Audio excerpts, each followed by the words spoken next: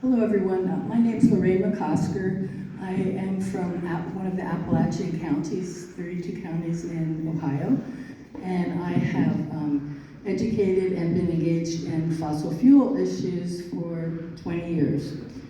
And so I'm very appreciative of you addressing the complexities of Congress and the Senate and the presidency. It's very frustrating as an engaged citizen knowing the hard work that we need to address, and it's not being addressed, such as climate change.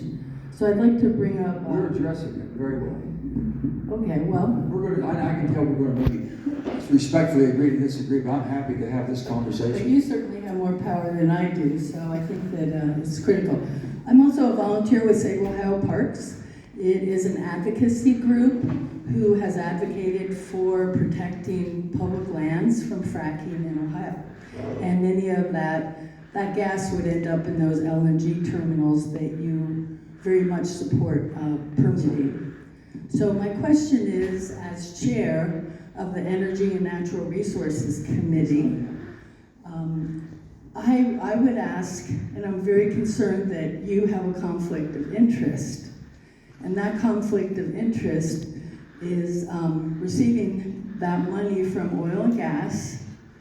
During the 2019 to 24 cycle, you took $700,000 from oil and gas. You took funding from pipelines. You took funding from coal. Yeah. So my question is, I'm sorry, what? The question is what? My question is, can you address this seemingly conflict of interest for the citizens that are wondering who to vote for in this coming year? Let me just tell you this, if you don't have energy security in your country, you're not going to be a superpower. And energy security doesn't mean elimination. You cannot eliminate your way to a cleaner environment. You can innovate it through technology, but you can't tell people stop using it because they won't. The rest of the world has more appetite for energy than ever in the history of the world.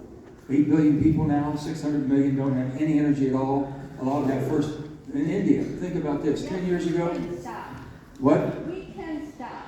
Well, I'm sorry. Let me go ahead and talk, and I'll take your question. Thank you very much. We just disagree. No, you have to be. Let me answer my question, and we'll be fine. Man. Thank you. I appreciate it. And the bottom line is, you can't stop because you can't stop. It's called global climate. It's not called United States climate. It's not called Ohio climate. It's called global climate. 90% of all emissions will come from one continent, Asia. In the next 10 years, 90%. If we don't innovate through technology, they're going to continue to pollute more than ever before.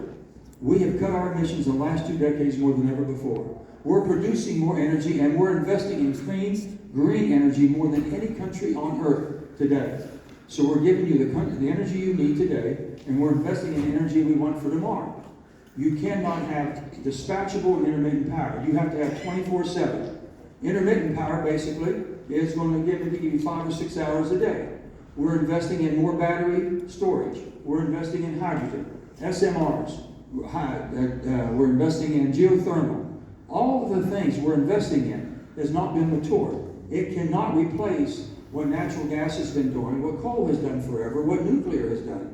There's only 2 dispatchable fuels that run 24/7. And I'll give you a perfect example. You don't want to hear this, but my state has about 90% of it runs on coal. Now, the bottom, I've been who I am all my life, and she was mentioning, I think, and I appreciate it, money that comes through contributions into your campaign to get you reelected. The people, if I didn't line up, I didn't change a position from here to there. I've always been for all of the above energy.